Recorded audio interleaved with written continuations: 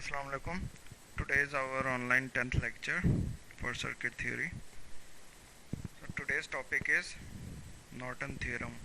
In previous lecture we studied about the Thevenin theorem and we did one problem also. So that problem was enough for you students and we will now move forward for the Norton theorem. So let's start. So a linear active network consisting of an independent or dependent voltage source and current sources and the various circuit elements can be substituted by an equivalent circuit consisting of a current source in parallel with the resistance. So if we talk about Norton theorem statement or definition, so in simple words it states that any complicated circuit having various elements can be simplified in a manner that a current source will be in parallel with the resistance. So let's talk a bit detail about Norton theorem. The Norton theorem reduces the network equivalent to the circuit having one current source, parallel resistance and load. Norton theorem is the converse of Thevenin theorem. It consists of the equivalent current source instead of any equivalent voltage source in the Thevenin theorem. So in previously we studied in the Thevenin theorem, there we talk about voltage source, but in the Norton theorem now we are talking about the current source. In the final stage, that is in the equivalent circuit, the current is placed in parallel to the internal resistance in Norton theorem, whereas in Thevenin theorem the equivalent voltage source is placed in series with the internal resistance. So what we did in the Thevenin theorem, we place a voltage source in a series with the internal resistance, and in Norton theorem we place current source in parallel with the internal resistance. So the difference is clear. In Thevenin theorem we talk about voltage series in internal resistance, and in Norton we talk about the current source in parallel with the internal resistance. So let's talk about a circuit. So this is a simple circuit on which we have to apply a Norton theorem. It has a one voltage source and it has three resistance R1, R2, R3, and it has the final load resistance where we have to find the load current. In order to find the current through the load resistance IL as shown in the circuit diagram above, the load resistance has to be short circuited as shown in the diagram. So what is our first step? Our first step is to, because we have to find the current in the load resistance, how much current is passing through this, we have to short circuit this branch. So how we will short circuit? Here we short circuit.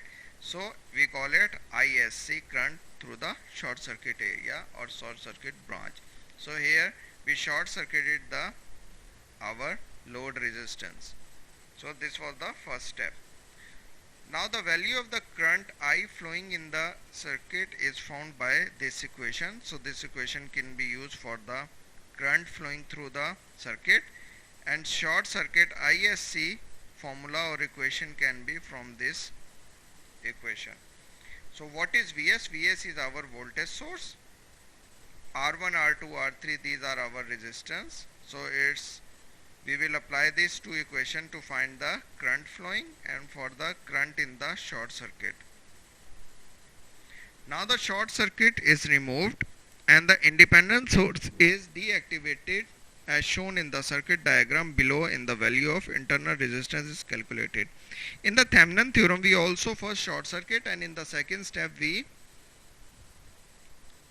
remove our voltage source. So here also in the second step we remove our voltage source. Here we remove our voltage source and we will apply this formula for the internal resistance, that is R2 plus R1 R3 over R1 plus R3. So this was our second step we have to apply on the Norton theorem equivalent circuit. As per Norton theorem, the equivalent source circuit could contain a current source in parallel to the internal resistance, the current source being the short circuited current across the shorted terminal of the load resistance. The Norton equivalent circuit is as follows. So this is the simple circuit. As from the definition, it stated that any complicated circuit can be transformed or can be converted into a circuit where current source will be in the parallel with the internal resistance. So this is our internal resistance, and here we put the current source, and this is our load resistance, which we did short circuit in the beginning of this lecture. So after this, now we will find the load resistance. So what is the formula for finding the load resistance? IL is the finally the load current. First we found, because what is the formula for resistance? V is equal to IR. So first we have to find the IL, current load. So this is the formula for the load current, which is IS R internal over R internal plus RL, where IL is the load current, ISC is the short circuit current, which we already have formula for this, and internal resistance, which we also have formula, and load resistance of the circuit.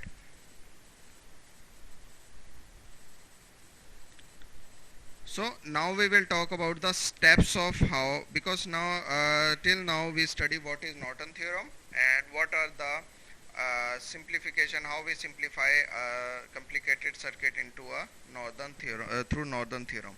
Now we will study detailed steps about how step by step we solve any circuit, and we will also do one problem so that you can have more clarification about this. So this we will do in our second part of this video.